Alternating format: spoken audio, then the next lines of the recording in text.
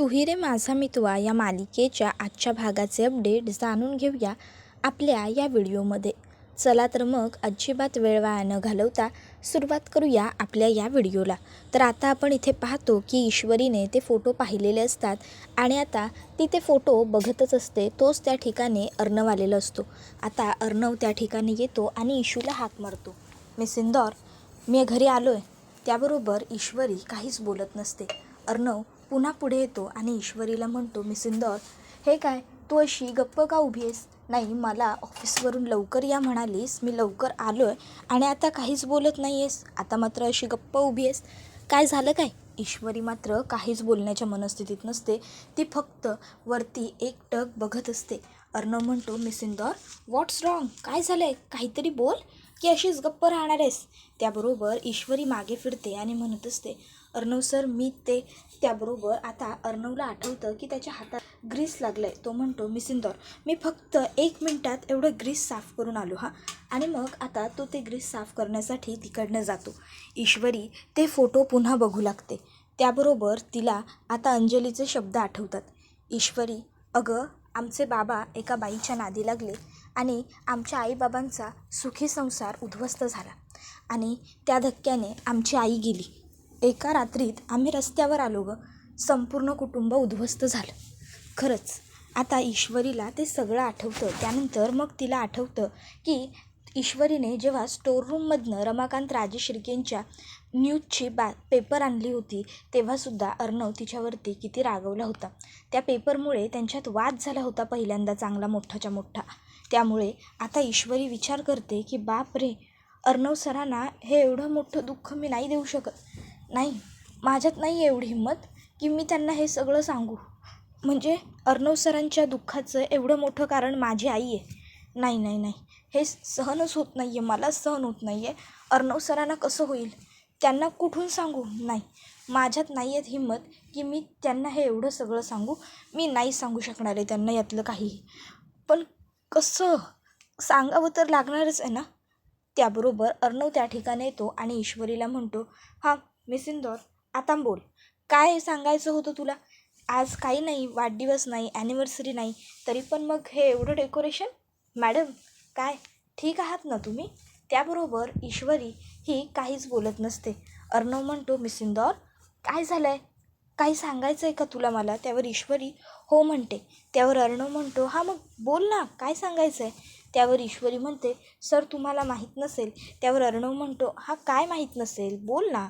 त्यावर ईश्वरी म्हणत असते, सर इतक्यात आता ईश्वरीला घेरी येते आणि ईश्वरी खाली कोसळते. आता ती खाली कोसळल्याबरोबर लगेच अर्णव पुढे धावत येतो आणि म्हणतो, मिस इंदौर, काय होतं आहे तुला? मिस इंदौर उठ, मिस इंदौर उठ उठ उठ, काय होतं आहे? व्हॉट्स रॉंग मिस? ईश्वरी बेशुद्ध झालेली असते, तिला शुद्ध चेत नसते. अर्णवला कळतच नाही की हे असं अचानक ईश्वरीला झालं तरी काय. तो ईश्वरीला उठवण्याचे खूप प्रयत्न करतो. मिस इंदौर उठ ना, काय होतं आहे तुला? मिस इंदौर उठ उठ, मला सांग ना, काय झालं आहे? पण ती काहीच बोलत नसते. त्यानंतर मग डॉक्टरांना बोलवलं जातं आणि डॉक्टर आता आलेले असतात. तर डॉक्टर तपासत असतात ईश्वरीला. वल्लरी मात्र मनात विचार करत असते, अशी कशी ही ईश्वरी अचानक चक्कर येऊन पडली असेल? नेमकं काय घडलं काहीच कळत नाही. हिने ते फोटोज पाहिले असतील का नाही? पाहिले असतील का? नाही नाही नाही, नसतील पाहिले. नाही, पाहिले असतील, त्याशिवाय कशी बेशुद्ध झाली असेल ना. त्याबरोबर आता लगेचच डॉक्टर ईश्वरीला तपासतात आणि आता ते अर्णवला सांगतात की यांची काळजी घ्या. आज रात्री ताप कमी होतोय का नाही ते बघा आणि जर ताप कमी नाही झाला तर यांना आपल्याला हॉस्पिटलाइज करावं लागेल. व्यवस्थित जपा. त्याबरोबर अर्णव हा लगेचच म्हणतो की डॉक्टर, अहो मी ऑफिसवरून आलो तेव्हापर्यंत एकदम ठणठणीत होती आणि अचानक मला काहीतरी सांगायचं आहे म्हणाली आणि बेशुद्ध झाली. त्यावर डॉक्टर म्हणतात, कसला तरी स्ट्रेस आला आहे आणि त्याच्यामुळेच हे असं घडतं. त्याबरोबर अर्णव म्हणतो, स्ट्रेस? त्यावर डॉक्टर होकार देतात. अर्णवला मात्र आता कळत नाही की ईश्वरीला कसला एवढा स्ट्रेस आला आहे. तर वल्लरी विचार करत असते की काय झालं असेल, खरोखर हिला एवढा कसला स्ट्रेस आला आहे?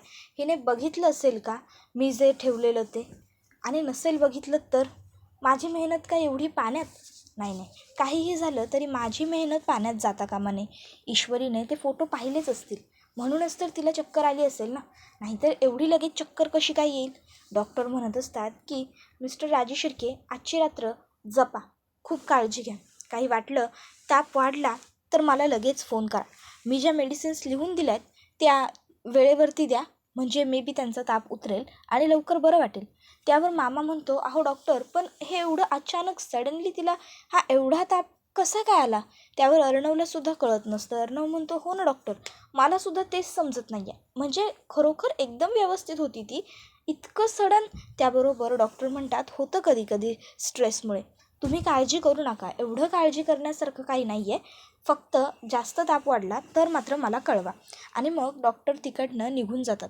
त्याबरोबर आता अंजली अर्णवला म्हणत असते, चिंटू, कसलं एवढं टेन्शन घेतलं रे हिने, अचानक एवढी हिची तब्येत कशी बरं खराब झाली. त्यावर अर्णव म्हणत असतो, ते कळत नाही आहे ना मला सुद्धा ताई. त्याबरोबर इकडे आता ईश्वरी बडबडायला लागते, आई, अर्णव सर, आई. तसा अर्णव येतो आणि ईश्वरीच्या बाजूला बसत ईश्वरीचा हात पकडतो आणि म्हणत असतो की मिस इंदौर, मी आहे इथे आहे. त्यावर आता अंजली ईश्वरीला हाक मारते, ईश्वरी, ए ईश्वरी, काय ग, काय होतंय तुला, आईची आठवण येते का ईश्वरी. त्याबरोबर आता लगेचच आजी म्हणते, अंजली, अगं ताप फार झाला ना की कधी कधी हे असं होतं, आपण हाका मारतो, जाऊ द्या, तुम्ही फार काळजी करू नका. त्यावर मग अंजली म्हणते, चिंटू, जर ईश्वरीला तिच्या आईची आठवण येत असेल तर मग आपण बोलवून घेऊया का काकूंना. त्याबरोबर अर्णव म्हणतो, मी करतो ताई फोन. त्यावर वल्लरी म्हणते, नाही अर्णव, थांब, मला काय वाटतं, एवढ्या रात्रीचा तिच्या घरी फोन केला तर तिच्या आईवडिलांना सुद्धा काळजी वाटेल रे, म्हणजे इतक्या रात्री सांगायचं म्हटल्यावर. मामा विचार करतो, बाप रे, नेहमी जी बाई ईश्वरीच्या माहेरच्यांच्या नावाने बोटं मोडते, आज चक्क तीच बाई एवढं चांगलं कसं काय बोलू शकते. त्यावर अर्णव म्हणतो, आय थिंक मामी इज राईट, नाही म्हणजे इतक्या रात्री फोन करायला नको, आपण बघूया उद्या सकाळपर्यंत मिस इंदौरचा ताप उतरेल, आणि जर नाहीच उतरला ताप तर मग आपण सकाळी तिच्या आईला बोलून घेऊ काय. त्याबरोबर आता आजी म्हणते, हो, मला पटतंय अर्णवचं म्हणणं, सध्या आपण कोणाला नको बोलवायला आणि सांगायला.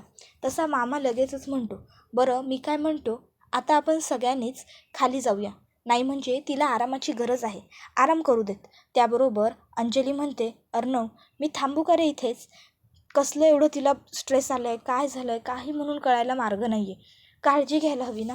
त्यावर अर्णव म्हणतो, नाही नाही ताई, नको, तू सुद्धा जाऊन झोप जा, मी आहे ना इथे, मी घेतो व्यवस्थित तिची काळजी, आणि डोंट वरी, तिला लवकर बरं वाटेल, तू काळजी करू नको, फक्त थंड पाण्याचं.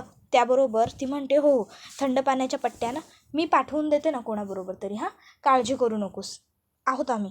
त्यावर मामा म्हणतो, काही लागलं तर सांग. त्यानंतर सगळे खाली येतात. अंजली म्हणत असते, अचानक काय झालं काही कळतच नाही आहे, नाही म्हणजे सकाळपर्यंत आपण सगळे किती आनंदी होतो, सगळं घर अगदी हसत खेळत होतं, आणि हे असं अचानकच काय झालं, म्हणजे काही कळायला मार्गच नाही आहे. अचानक ईश्वरीची एवढी तब्येत कशी खराब झाली. त्यावर आता वल्लरी, हिला मात्र काही फरकच पडत नसतो, ती मात्र एकदम मस्त निवांत उभी असते. त्याबरोबर मामा हा म्हणायला लागतो, हो ना, मला सुद्धा काही कळत नाही आहे, पण आता मी काय म्हणतो, तुम्ही लोकांनी जास्त स्ट्रेस घेऊ नका, नाही म्हणजे तुम्हाला ईश्वरीची काळजी वाटणं स्वाभाविक आहे, पण म्हणून तुम्ही उगाचच्या उगाच टेन्शन घेऊ नका. आकाशसुद्धा तिकडे येतो आणि म्हणतो, या एक्झॅक्टली, मला डॅडचं म्हणणं पटतंय, नाही सध्या ईश्वरी वहिनीची तब्येत बरी नाही आहे, त्यामुळे दादा हा सुद्धा खूप टेन्शनमध्ये आहे, वहिनीसुद्धा टेन्शनमध्ये आहे, त्यामुळे आपण सगळ्यांनी खंबीर असायला हवं. तर आता मामा वल्लरीला म्हणतो, वल्लरी तू. त्यावर वल्लरी लगेचच म्हणते, बास, आणि मग आता ती ताबडतोब तिकडनं निघून जाते. आता वल्लरीचं हे वागणं मामाला खटकतं. त्याबरोबर इकडे राकेश हा अंजलीला कॉल करतो आणि विचारतो, अंजली, अगं काय झालं, तू येणार होतीस ना. त्यावर अंजली सांगत असते, अहो हो, येणार होते, पण इथे अचानक ईश्वरीची तब्येत ना खूपच जास्त खराब झाली. त्यावर राकेश म्हणतो, काय अचानक. त्यावर ती सांगते, हो ना, काहीच कळत नाही आहे, अचानक एवढं काय झालं, खूप ताप वगैरे आलाय हो तिला. त्यावर राकेश म्हणतो, बरं बरं ठीक आहे, काही काळजी करू नकोस, मग मी एक काम करतो, मीच घरी येतो, नाही म्हणजे माझी काही मदत लागली तर. त्यावर ती म्हणते, हो हो, बरं पडेल, तुम्ही या लवकर. त्याबरोबर राकेश विचार करतो, अरे वा, मस्त, माझी इंदोरी जिलबी आजारी पडली आहे, म्हणजे आता चिंटूचा सगळा वेळ तिच्या आजारपणात जाणार, आणि त्याच वेळी बरोबर मी मस्तपैकी अंजलीकडनं पैसे लुटणार. शाबास रे राकेश. त्याबरोबर इकडे अर्णवला ईश्वरीची काळजी वाटत असते. तो ईश्वरीच्या डोक्यावरती मिठाच्या पाण्याच्या घड्या ठेवत असतो. आता अर्णव हा ईश्वरीच्या डोक्यावरती सतत चेकसुद्धा करत असतो की ईश्वरीचा ताप उतरलाय का. पण ईश्वरीचा ताप काही उतरत नसतो, ताप कमी होत नसतो, उलट तो वाढत चाललेला असतो. अर्णव विचार करतो, मिस इंदौरचा ताप कमी का होत नाही आहे, टेम्परेचर एवढं जास्तच का आहे अजून, ताप कधी कमी होईल. म्हणून मग तो सतत मिठाच्या पाण्याच्या पट्ट्या ठेवत असतो जेणेकरून तिचा ताप उतरावा, लवकर उतरावा आणि तिला बरं वाटावं. पण आता ताप काही उतरत नसतो. आता अर्णव ईश्वरीचा हात हातात घेतो आणि म्हणत असतो, मिस इंदौर तू उठ ना, तुला हे असं पडून राहिलेलं बघायची मला सवय नाही आहे ग. प्लीज प्लीज उठ ना, उठ, बडबड कर, नॉनस्टॉप बडबड कर, मला इरिटेट कर, उठ, बोल. अशी शांत पडून नको राहूस तू. तू अशी पडून राहिलेली नाही बघवत आहे, मला नाही आवडत आहे.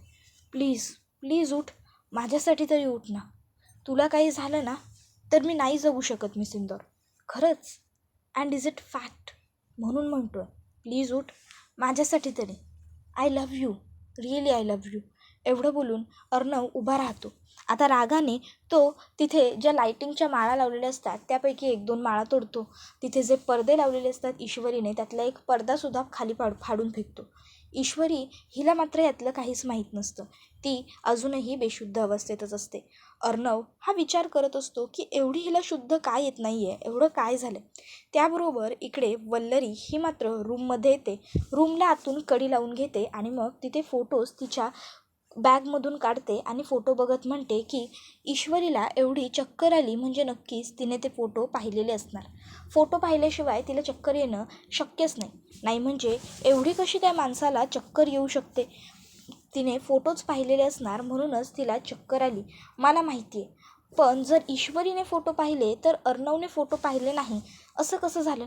नाही नाही, जर अर्णवने फोटो नसतील पाहिले तर तो फोटो लवकरात लवकर कसे बघेल याची सोय मला करायला हवी. त्याच्याशिवाय माझ्याकडे काहीही पर्याय नाही आहे. अर्णव त्याने हे फोटो पाहिल्याशिवाय काहीच घडणार नाही आहे. हो, अर्णवला हे फोटो पाहावेच लागतील असं आता वल्लरी ठरवत असते. आणि मग ती म्हणते की आता येईल खेळाला खरी मजा. आता जाणार ईश्वरी राजे शिर्केंच्या घराच्या बाहेर आणि ती आता विकृत असते. त्याबरोबर अर्णव हा मात्र इकडे टेन्शन घेत असतो. तो विचार करत असतो की काय झालं असेल, मिस इंदौरला मला एवढं काय महत्त्वाचं सांगायचं असेल, सांगायचं होतं मग ते अचानक बेशुद्ध कशी झाली, कधी शुद्धीवर येईल. अर्णव सरांच्या मनात आता वेगळे वेगळे प्रश्न ईश्वरीबद्दल येतच असतात. त्याला खरं बघायला गेलं तर खूपच जास्त आता ईश्वरीची काळजी वाटत असते. मग आता तो येतो आणि पुन्हा ईश्वरीचं टेम्परेचर चेक करतो. ईश्वरीचं टेम्परेचर काहीही केल्या कमी होतच नसतं.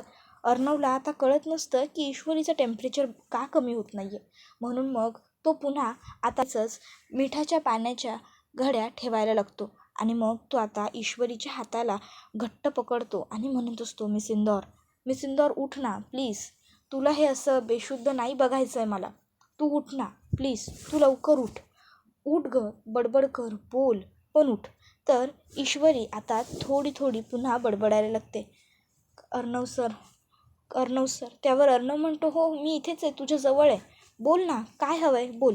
ईश्वरी म्हणत असते, कपाट. अर्णव सर कपाट. त्यावर अर्णव म्हणतो, कपाटात काय आहे, काय झालं आहे कपाटात आहे, 1 मिनटं, काय झालं आहे. अर्णव कपाटाकडे बघतो आणि विचार करतो, काय बडबडती आहे ही, कपाटात काही आहे का. मग अर्णव आता कपाटात काही आहे का हे बघण्यासाठी उठून चाललेला असतो. पण ईश्वरी पुन्हा अर्णवचा हात पकडते आणि अर्णव सर असं करू लागते. त्याबरोबर लगेचच आता अर्णव हा ईश्वरीचा हात सोडत नाही, तर तो ईश्वरीचा हात आणखीन घट्ट पकडतो आणि मग तो ईश्वरीला म्हणतो, ठीक आहे, कपाटात काय असेल ते आपण बघू, ठीक आहे, तू शांत हो, रिलॅक्स. आणि मग अर्णव ईश्वरीला रिलॅक्स करतो आणि शांतपणे पुन्हा एकदा झोपवून घालवतो. त्याबरोबर इकडे कोणीतरी वल्लरीच्या खोलीचा दरवाजा ठोठावतं. त्याबरोबर वल्लरी घाबरते. वल्लरी म्हणते, हो आले आले. आणि मग ती आता पहिले ते फोटो व्यवस्थित कपाटात ठेवते आणि त्यानंतर मग जाऊन खोलीचं दार उघडते. आता खोलीच्या बाहेर दुसरं तिसरं कोणी नसून मामाच असतो. मामा आतमध्ये येतो आणि वल्लरीला म्हणतो, वल्लरी काय सुरू आहे तुझं? नाही, वरती तर मारे ईश्वरीची खूप काळजी असल्याचं दाखवत होतीस आणि असं अचानक काय झालं तुला? अचानक त्याबरोबर मग वल्लरी म्हणते, मग मी काय करणं अपेक्षित आहे तुम्हाला? त्यावर मामा म्हणतो, अच्छा आता हेही तू मलाच विचार. अगं वल्लरी, तिकडे ईश्वरीची तब्येत बरी नाही आहे म्हणून संपूर्ण कुटुंब टेन्शनमध्ये आहे आणि तू इथे मस्तपैकी खोलीला आतून कडी लावून बसली आहेस. काय गं हे कसं गं करतेस हे असं? त्यावर वल्लरी मामाला म्हणत असते, माझ्याकडनं तुम्ही काहीही अपेक्षा करू नका. समजलं ना तुम्हाला? मी मग काय करू? जाऊन ते ईश्वरीचे पाय चेपून देऊ का? तिला बरं वाटत नाही आहे म्हणून? त्यावर मामा म्हणतो, नाही नाही, एवढी अपेक्षा तुमच्याकडनं नाहीच आहे. म्हणते, नाही आहे ना? मग ठेवूसुद्धा नका. मामा म्हणतो, वल्लरी तुझं काय चाललं आहे ना, मला खरंच काही कळत नाही. वरती ईश्वरीच्या आईवडिलांची एवढी काळजी दाखवलीस आणि खाली आल्यावर हे असं विचित्र वागतेस. त्यावर वल्लरी म्हणत असते, तुम्हाला कधी कळलं होतं? सांगा ना, कधी कळलं होतं तुम्हाला की तुम्हाला आज कळणार आहे माझ्या मनातलं? त्यावर मामा म्हणतो, तेच तर म्हणतोय ना मी, मला तुझ्या मनात काय सुरू आहे हे कधीच कळत नाही. त्यावर वल्लरी म्हणते, मग विचारही करू नका, कारण माझं नेमकं काय सुरू असतं ना हे कधीच तुम्हाला कळणार नाही. कळलं तुम्हाला? त्याबरोबर मामा वल्लरीला म्हणतो, हे बघ वल्लरी तू. त्यावर वल्लरी म्हणते, हे बघा, मला तुमच्याशी उगाच वाद घालायचा नाही आहे. कळलं तुम्हाला? जाऊ द्या, सरका बाजूला. एवढं बोलून वल्लरी ही तिकडनं आता चाललेली असते. मामाला खरंच कळत नाही की अरे कुठला ॲटिट्यूड आहे हा वल्लरीचा. म्हणजे काय वल्लरीचं चाललंय काय? वल्लरी म्हणत असते, सरका जाऊ द्या मला. त्यावर मामा म्हणतो, हे बघ तू वल्लरी लक्षात ठेव. वल्लरी म्हणते, मी म्हटलं ना मला काहीही ऐकायचं नाही आहे, तर मला काहीच ऐकायचं नाही आहे. समजलं ना? मला काही नाही सांगायचं आणि माझ्याकडून कुठल्याही अपेक्षासुद्धा करायच्या नाही. मी काहीच करणार नाही आहे. समजलं ना? सरका बाजूला. एवढं बोलून वल्लरी आता मोठ्या तोऱ्यात तिकडनं निघून गेलेली असते. मामाला प्रश्न पडून जातो की नक्की या वल्लरीचं काहीतरी सुरू आहे, पण आता नेमकं हिचं काय सुरू आहे हे कसं शोधून काढायचं हा एक खूप मोठा टास्क आता मामासमोर असतो. त्याबरोबर इकडे आता अर्णव हा गणूबाप्पासमोर येतो आणि गणूबाप्पासमोर आता हात जोडून तो प्रार्थना करत असतो की गणूबाप्पा, मी सिंदूरचा तुझ्यावर खूप विश्वास आहे. तिच्यासाठी तू तिचं सर्वस्व आहेस. माझा पूर्वी तुझ्यावर विश्वास नव्हता, पण आता तिच्यामुळे माझाही तुझ्यावर विश्वास आहे. त्यामुळे मी सिंदूरला लवकर बरं वाटू देत. तिच्या वाट्याचं जे काही दुःख, त्रास, वेदना असतील ना ते सगळं मला दे, पण तिला लवकर बरं कर. कारण काय आहे ना, तिला ह्या अशा अवस्थेत मी नाही बघू शकत. तिला बरं कर, तिला ठणठणीत बरं कर, लवकर बरं कर तिला. आणि मग आता ती बरी व्हावी यासाठी अर्णव प्रार्थना करतो.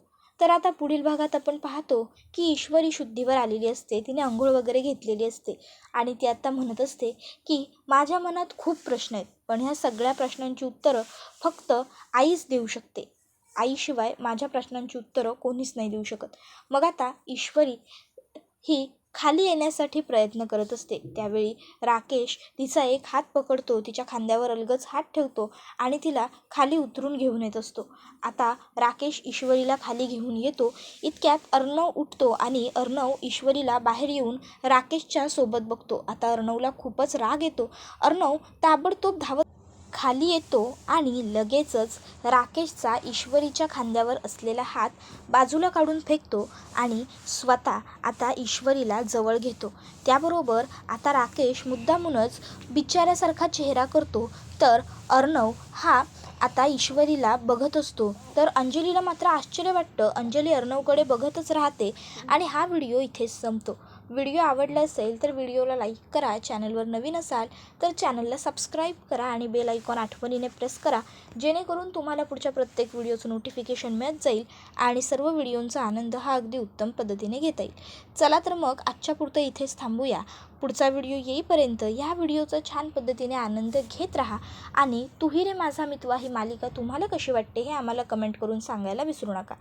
टाटा, बाय बाय, धन्यवाद, take care all of you.